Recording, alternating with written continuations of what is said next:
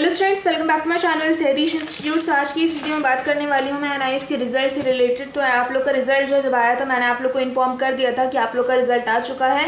अब आप लोग जाकर अपना रिजल्ट चेक कर सकते हैं। तो आई होप अब तक आप लोगों ने अपना रिजल्ट चेक कर लिया होगा। बट अब उसके बाद जो मैक्सिमम बच्चे देखिए पास हो गए हैं इस बार, बहुत अच्छी बात है। सारे बच्चों को कॉन्ग्रेचुलेशन। इनफैक्ट काफ़ी अच्छी परसेंटेज आई है बहुत सारे बच्चों की, 85%, 80%, 75%। आप लोगों ने मुझे कमेंट सेक्शन में कमेंट करके भी बताया। सो बहुत अच्छी बात है आप लोगों के लिए, आप लोग के फ्यूचर के लिए बहुत अच्छी बात होगी।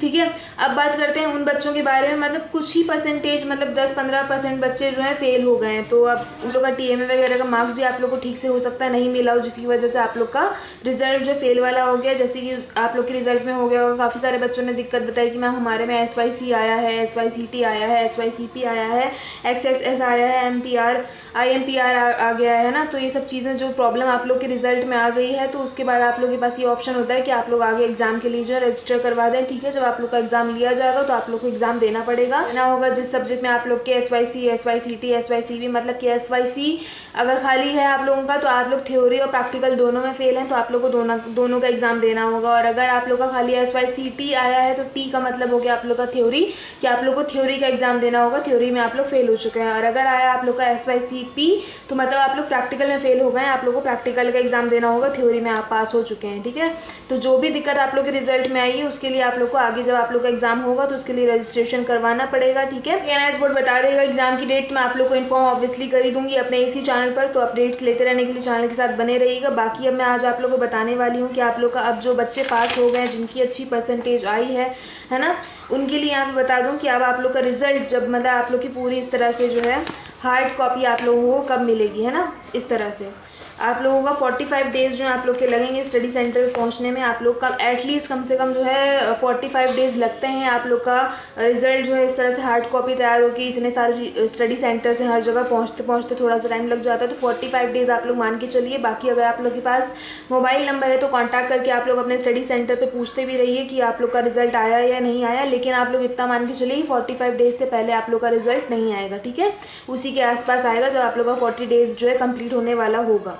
अभी तो आप लोग आराम से बैठिए कि आप लोग का रिजल्ट अभी नहीं आने वाला है। हाँ, आप लोग का इस तरह से तो आ गया ऑनलाइन तरीके से, तो आप लोग अपना आगे एडमिशन तो करा सकते हैं, लेकिन अभी हार्ड कॉपी आप लोग की रिजल्ट की थोड़ा आने में टाइम लगेगा। ठीक है, अब बात करते हैं अब जो 45 डेज़ तो मैंने आप लोगों को बता दिया कि आप लोग का रिजल्ट आने में 45 डेज़ लगेंगे। अब जो बाय चांस अगर आप लोग का स्टडी सेंटर क्लोज है ना, आप लोग का स्टडी सेंटर परमानेंटली बंद हो चुका है, तो आप लोग के पास दूसरा ऑप्शन ये होता है कि आप लोग अपने रीजनल सेंटर पे जाके कांटेक्ट करना होगा। या तो आप लोग कांटेक्ट कर लीजिए या फिर आप लोग वहाँ पे जाइए और अपने रिजल्ट के लिए जो है बोलिए, अपना रिजल्ट मांगिए। जो भी आप लोग का स्टडी सेंटर है उसके बारे में सारी इन्फॉर्मेशन बताइए कि ये भी जो भी आप लोग का स्टडी सेंटर का नाम है वो सारी चीज़ें इन्फॉर्मेशन स्टडी सेंटर के बारे में बताइए और बता दीजिए कि आप लोग का स्टडी सेंटर जो है परमानेंटली क्लोज हो चुका है, जिसकी वजह से आप लोग अपना रिजल्ट जो है अपने स्टडी सेंटर से जा करके नहीं ले सकते हैं। ठीक है, ये आप लोग को बताना होगा अपने रीजनल सेंटर पे जा करके। रीजनल सेंटर पे आप लोग बताएंगे, उसके बाद आगे क्या प्रोसेस होता है, मतलब वहीं से आप लोग को अपना रिजल्ट जो है मिल जाएगा।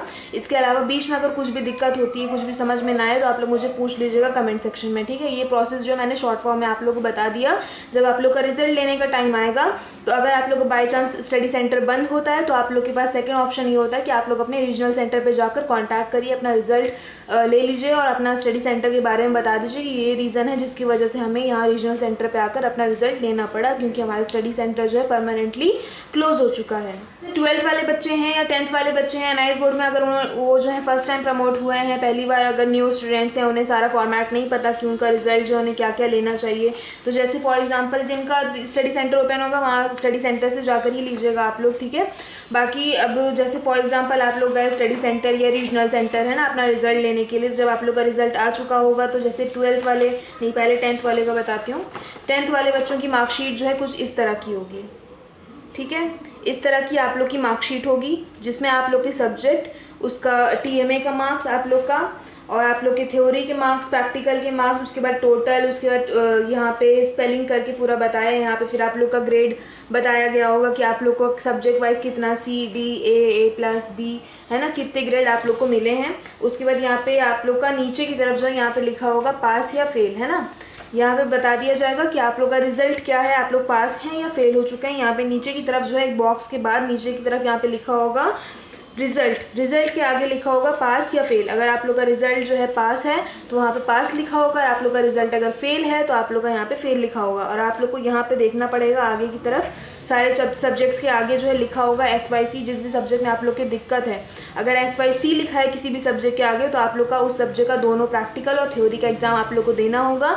मतलब कि आप लोग उस सब्जेक्ट में थ्योरी और प्रैक्टिकल में एग्जाम में फेल हो चुके हैं, ठीक है।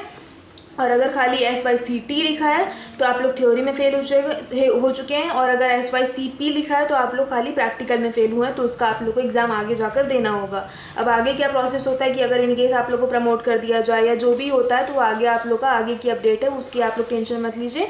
वो NIS बोर्ड भी डिपेंड करता है कि कोरोना की वजह से अगर एग्ज़ाम कैंसिल होता है या फिर आप लोग का एग्ज़ाम कंडक्ट करवाया जाता है, नहीं करवाया जाता है, वो NIS पर डिपेंड करता है, ठीक है, उसके डिसीजन पे। फिलहाल आप लोग के पास ये अपडेट होनी ज़रूरी है, इसलिए मैंने बता दिया। उसके अलावा अगर आप लोग जैसे 10th का फाइनल ईयर है, जैसे है ना, आप लोग का रिजल्ट दिया आप लोगों ने, उसके बाद आप लोग का होता है, एक तो होता है प्रोविजनल सर्टिफिकेट, ठीक है, कुछ इस तरह के छोटे से सर्टिफिकेट होता है, ये होता है आप लोग का प्रोविजनल सर्टिफिकेट, ठीक है, इस तरह का यहाँ पे लिखा रहेगा आप लोग का प्रोविजनल सर्टिफिकेट, ठीक है। उसके बाद एक और होता है आप लोगों का सर्टिफिकेट माइग्रेशन सर्टिफिकेट, ठीक है, ये होता है आप लोग का माइग्रेशन सर्टिफिकेट, इस तरह का होता है, दोनों एक जैसी शक्ल के होते हैं, लेकिन इसमें जो है आप लोग का लिखा होता है माइग्रेशन सर्टिफिकेट और इसमें लिखा होता है आप लोग का प्रोविजनल सर्टिफिकेट। इस तरह के दो सर्टिफिकेट आप लोग को आप लोग की मार्कशीट के साथ मिलते हैं, ठीक है, तो ये आप लोग को लेना ज़रूरी है। सर्टिफिकेट्स ये दोनों माइग्रेशन और प्रोविजनल इंपॉर्टेंट हैं, ठीक है, आगे आप लोगों के लिए काम आएंगे, तो आप लोग ये मत भूलिएगा, ये दोनों सर्टिफिकेट्स आप लोग को लेने हैं, ठीक है। यहाँ तक हो गई 10th वाले बच्चों की बात, मतलब कि सेकेंडरी वाले बच्चों की बात। अब बात करते हैं 12th वाले बच्चों के लिए, ठीक है। 12th वाले बच्चों की मार्कशीट कुछ इस तरह की होती है, मतलब कि इसका कलर जो है ग्रीन कलर का पूरा मार्कशीट होती है, सर्टिफिकेट्स भी आप लोग के ग्रीन कलर के होंगे। 10th वाले बच्चों की स्किन कलर की होती है, ठीक है, मार्कशीट और सर्टिफिकेट, और जो 12th वाले बच्चे होते हैं उनकी ग्रीन कलर की होती है, ग्रीन कलर में। उसके बाद सेम चीज़ यहाँ पे भी आप लोग का एक बॉक्स बना होता है, आप लोग के सब्जेक्ट्स होते हैं, ठीक है, सब्जेक्ट्स के आगे आप लोग का थ्योरी का मार्क्स बताया जाता है, प्रैक्टिकल का मार्क्स, TMA का मार्क्स, उसके बाद टोटल दिखाया जाता है यहाँ पे कि आप लोग के मार्क्स टोटल मिला के कितने आए हुए हैं, ठीक है, और उसके आगे फिर आप लोग को ग्रेड दिया जाता है कि आप लोग के सब्जेक्ट में कौन कौन सब्जेक्ट में कितना ग्रेड है, A है, B है, C, D है ना, आप लोग का यहाँ पे ग्रेड बताया जाता है। अब उसी के आगे अगर आप लोग का रिजल्ट में कुछ दिक्कत होगी तो वहाँ पर बता दिया जाएगा कि आप लोग का रिजल्ट जो है फेल वाला है कि पास वाला है। मतलब कि जैसे सब्जेक्ट है, सब्जेक्ट में किसी भी सब्जेक्ट में अगर आप लोग फेल हैं, 12th वाले बच्चों को बता रही हूँ यहाँ पे, तो आप लोग का सामने SYC, SYCT या SYCP आ जाएगा। SYC मैंने आप लोगों को बता दिया, SYCT बता दिया, SYCP बता दिया, ठीक है। तो अब आप लोग का ये हो गया मार्कशीट, जिसमें आप लोग के मार्क्स बताए जाते हैं, आप लोग की कुछ बेसिक इन्फॉर्मेशन होती है, आप लोग का एनरोलमेंट नंबर, फादर मदर का नाम, है ना, सारी चीज़ें यहाँ पे सारी अवेलेबल होती हैं। उसके अलावा आप लोग का होता है इसी तरह का, जैसे मैं 10th वाले बच्चों का दिखा रही हूँ, इसी तरह का आप लोग का होता है माइग्रेशन सर्टिफिकेट और प्रोविजनल सर्टिफिकेट। अब यहाँ पे ये आप लोग ये ध्यान रखिएगा, अगर आप लोग का 12th का फर्स्ट ईयर है, ठीक है, अगर 12th का आप लोगों का फर्स्ट ईयर है तो आप लोगों को खाली मार्कशीट मिलेगी, सर्टिफिकेट नहीं मिलेगा। जैसे कि आप लोग ने, अगर सिंपल भाषा में आप लोगों को बताऊँ तो 11th, ठीक है, आप लोग का जो 11th स्टैंडर्ड होता है, 11th क्लास जो होती है, उसमें उसके एग्ज़ाम में आप लोग को बस मार्कशीट मिलेगी। लेकिन जब आप लोग फाइनली आप लोग का 12th का लास्ट ईयर होगा, उसके बाद आप लोगों को कॉलेज में जाना होगा, वो वाला साल जो होगा अगर आप लोग का, तब आप लोग को अपना मार्कशीट प्लस आप लोग को सर्टिफिकेट लेना होगा। सेम प्रोसेस जो है 10th वाले बच्चों के साथ भी है।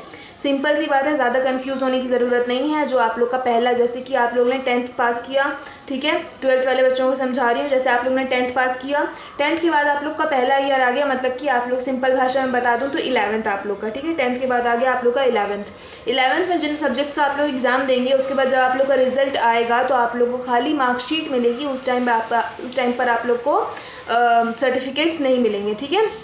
उसके बाद आप लोग जब अगले साल फाइनली 12th का एग्ज़ाम जब देंगे, 11th का मार्कशीट आप लोग ले लेंगे, ठीक है, सर्टिफिकेट्स आप लोग को नहीं लेना होगा। उसके बाद आप लोग को 12th का रिजल्ट आने वाला होगा, तब आप लोग को मार्कशीट 12th की, जो आप लोग का 12th का एग्ज़ाम होगा उस सब्जेक्ट का मार्कशीट लेना होगा, प्लस उसके अलावा आप लोग को ये इस तरह के 2 सर्टिफिकेट्स लेने होंगे। आप लोग का 12th वाले बच्चों का ग्रीन कलर का 2 सर्टिफिकेट होगा, जिस तरह से जिस कलर की आप लोग की मार्कशीट है, ठीक है।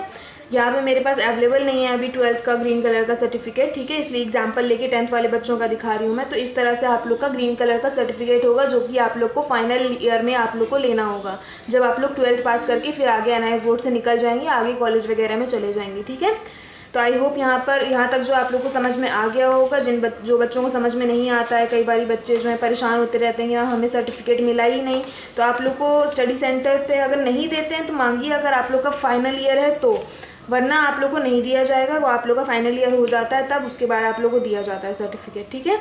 मैंने जून वाले बच्चों के लिए बना दिया क्योंकि उनको जो है रिजल्ट और सर्टिफिकेट्स में कन्फ्यूजन रहता है, डाउट रहता है काफ़ी सारे बच्चों को। अगर न्यू स्टूडेंट्स हैं उन्हें समझ में नहीं आता है NIS बोर्ड में, अगर वो नए हैं तो इसलिए मैंने बता दिया। बाकी अगर आगे किसी ईयर के आप लोग बच्चे हैं तो उनके लिए भी यही सेम वीडियो, ऐसा नहीं है कि खाली जून वाले बच्चों के लिए है या फिर खाली अक्टूबर वाले बच्चों के लिए, किसी पर्टिकुलर बच्चों के लिए नहीं है, किसी पर्टिकुलर ईयर के लिए नहीं है।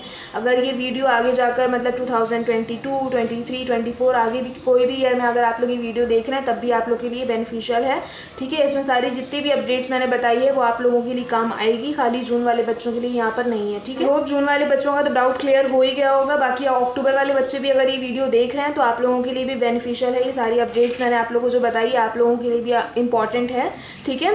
तो अगर एंड में कुछ डाउट होता है, कुछ पूरी वीडियो में कुछ भी समझ में ना आया हो तो आप लोग मुझे कमेंट सेक्शन में कमेंट करके पूछ सकते हैं, उसमें आप लोग को सारी चीज़ें एक्सप्लेन कर दूँगी, समझा दूँगी। वैसे आई होप कुछ डाउट ना हो आप लोगों को। मैंने सिंपल भाषा में जो आप लोग को समझा दिया किस तरह से आप लोगों को कब अपना सर्टिफिकेट लेना है, कब अपना रिजल्ट लेना है। 45 डेज़ जो है आप लोग का रिजल्ट ऑनलाइन पब्लिश होने के बाद 45 डेज़ लगते हैं फिजिकल मतलब हार्ड कॉपी जो आने की आप लोग के स्टडी सेंटर पर, ठीक है। तो अब आप लोग अपने 45 डेज़ के बाद अपना रिजल्ट जाकर अपने स्टडी सेंटर पे, या फिर अगर स्टडी सेंटर बंद है तो रीजनल सेंटर पे जाकर अपना रिजल्ट ले सकते हैं। सो चलिए स्टूडेंट्स, मिलते हैं नेक्स्ट वीडियो में एक न्यू अपडेट के साथ। बाकी मेरे चैनल पर A to Z सारी इन्फॉर्मेशन NIS की अवेलेबल होती है, तो वक्त पे सारी इन्फॉर्मेशन सारी अपडेट्स लेते रहने के लिए फटाफट से मेरे चैनल के साथ जुड़ जाइए, मेरे चैनल को सब्सक्राइब करिए और उसी के बगल में बेल आइकन है उसे ज़रूर क्लिक करिएगा, ताकि जब मैं वीडियोस डालूँ तो आप तक जो मेरी वीडियोस की नोटिफिकेशन पहुँच जाए। वीडियो पसंद आए तो प्लीज़ लाइक करिएगा, वीडियो को जितने भी फ्रेंड्स आप लोग कॉन्टैक्ट में हैं सबके साथ शेयर करिएगा, ताकि उन तक भी ये इन्फॉर्मेशन पहुंच सके। बाकी अगर आप लोग कुछ डाउट हो तो पूछ लीजिएगा। चलिए स्टूडेंट्स, मिलते हैं नेक्स्ट वीडियो में एक न्यू अपडेट के साथ। तब तक के लिए stay home, stay safe, take care of your health and immunity, and thanks for watching.